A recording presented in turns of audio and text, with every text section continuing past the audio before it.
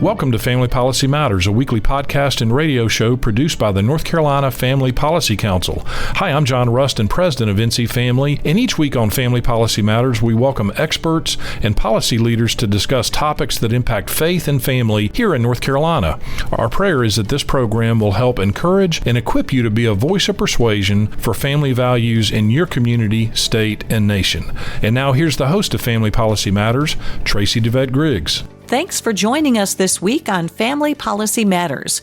We're continuing a conversation from last week when we were talking with investigative reporter Danny Funt, who has spent years researching and analyzing the effects of sports gambling and has just released a new book entitled Everybody Loses: The Tumultuous Rise of American Sports Gambling.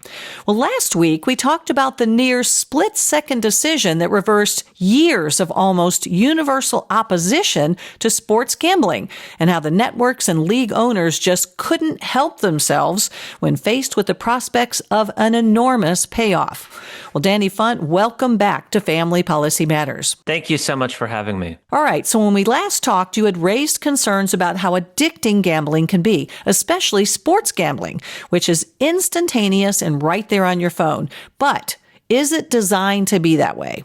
The industry would never admit that, but that's what I hear from a lot of people, and not just advocates, but also health experts, gamblers of all sorts who have insights into how this business works, even bookmakers who I talk to, the people setting bets and taking bets.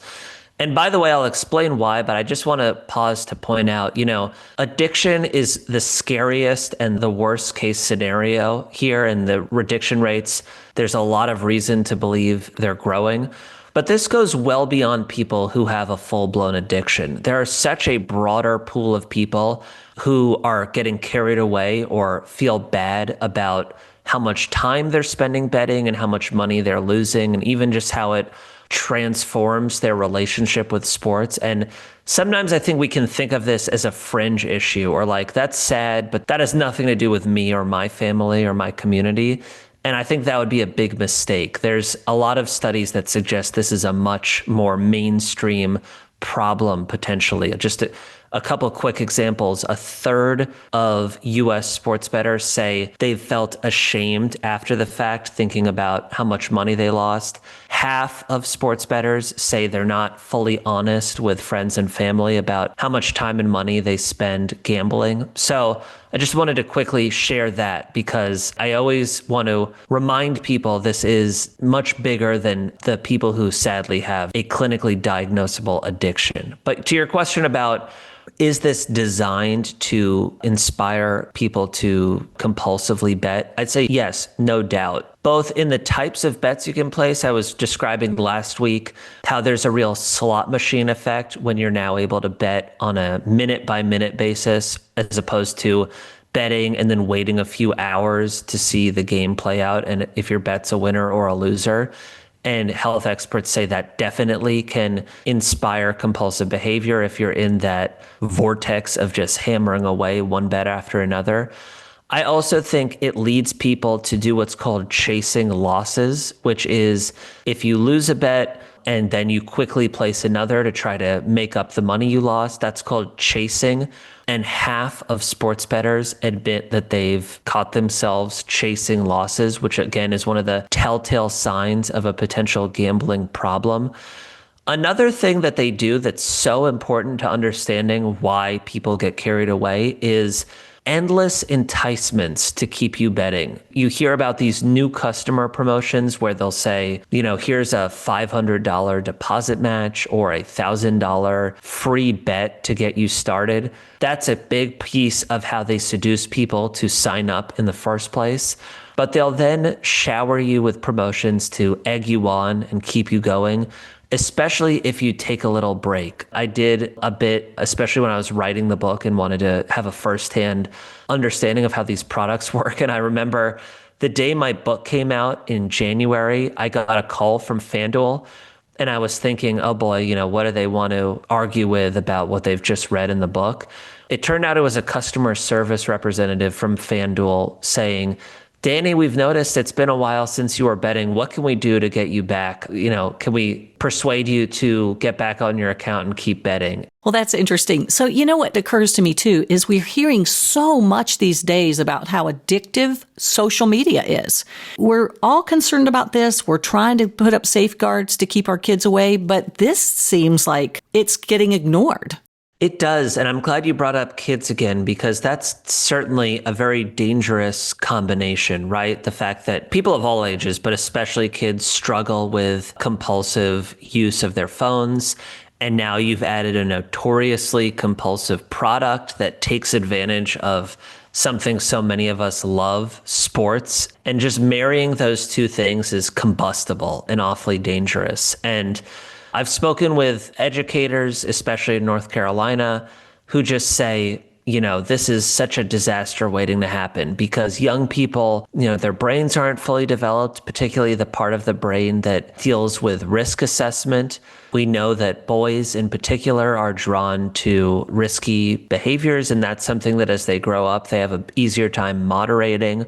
But you add attention problems, and the fact that the ability to just be betting constantly while you watch a game seems to feed on that. And then also the sad fact that gambling problems tend to coincide with other substance abuse. I hear a lot of people who are in recovery for gambling, and they also have issues with alcoholism or drug use. And the idea that you might be leading young people down that path is so terrifying and upsetting.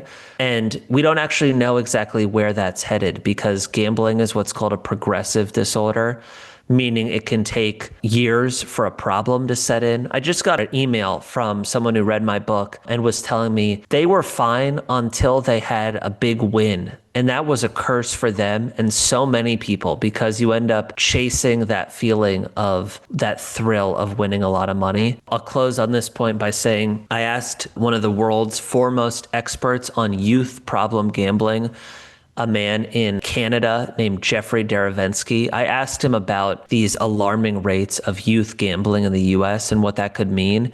And he told me exactly what I just said, that it can take years to get a full picture of a gambling problem once someone starts betting at too young an age.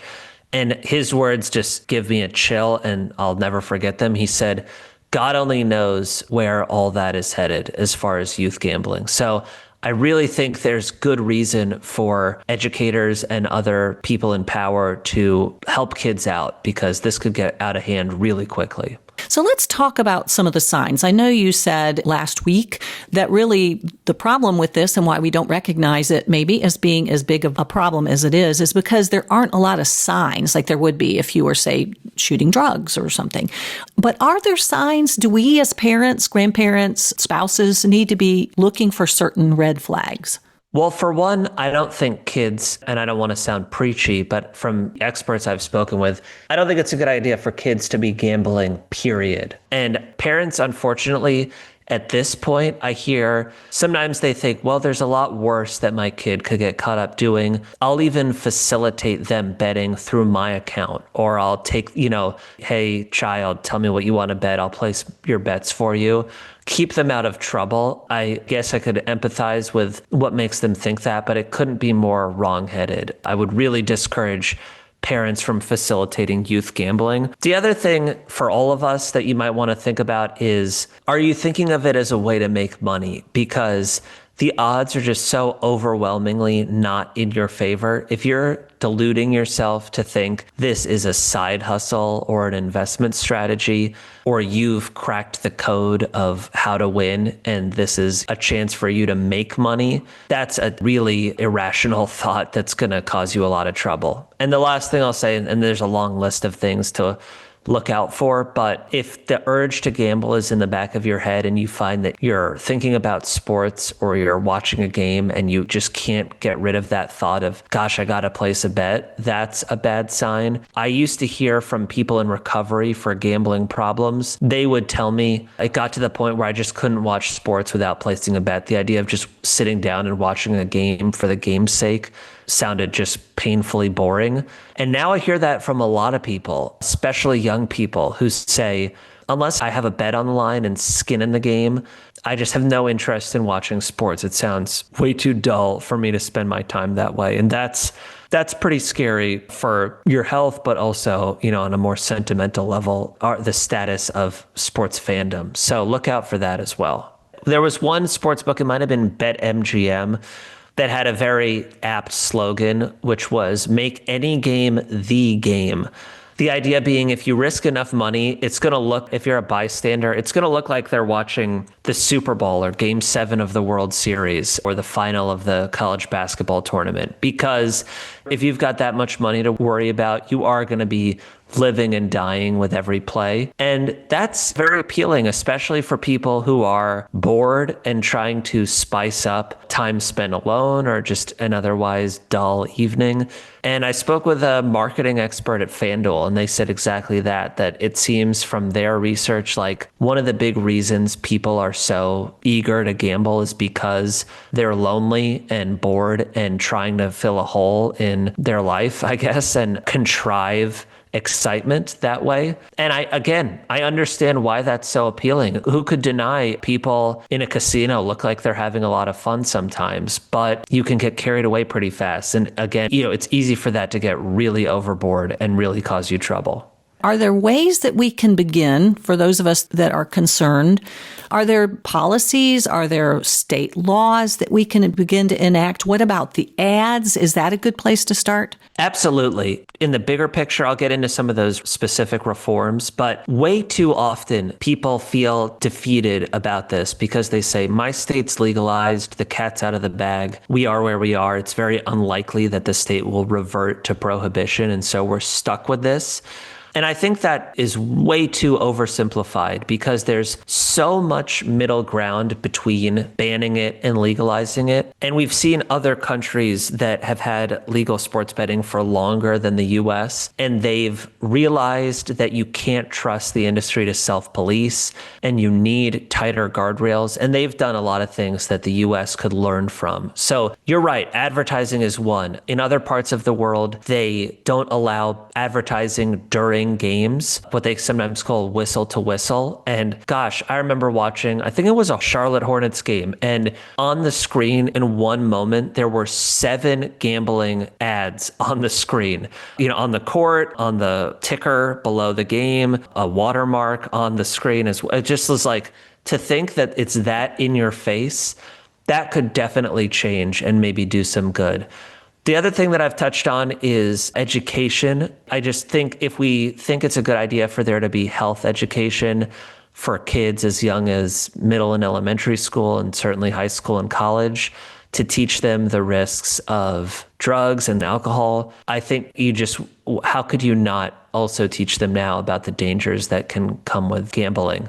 There's a long list that I would be remiss if I didn't mention these enticements that I spoke about, I think last week, dangling free money to lure people to keep betting. That to people just seems so irresponsible when we're talking about something that can be addictive. And they liken it to when tobacco companies used to give out free cigarettes, especially on college campuses. And how it's hard not to draw that comparison when these sports books are offering what sounds like free money to get you started. It's a long list, but I think it should give us some hope that there's so much that could be done to make this a little bit safer for consumers. Okay, good advice. We are about out of time. If our listeners enjoyed this conversation, of course, you can go back to last week because we began the discussion then and you can hear more. And of course, you can always go to Danny Funt's new book. It's called Everybody Loses: The Tumultuous Rise of American Sports Gambling. What an enjoyable conversation, infuriating as well. But thank you so much for joining us today, Danny Funt, on Family Policy Matters.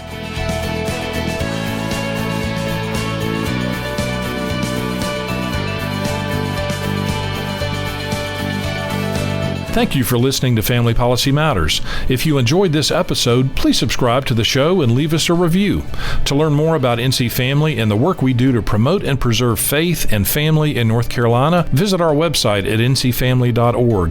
That's ncfamily.org. And check us out on social media at NC Family Policy. Thanks, and may God bless you and your family.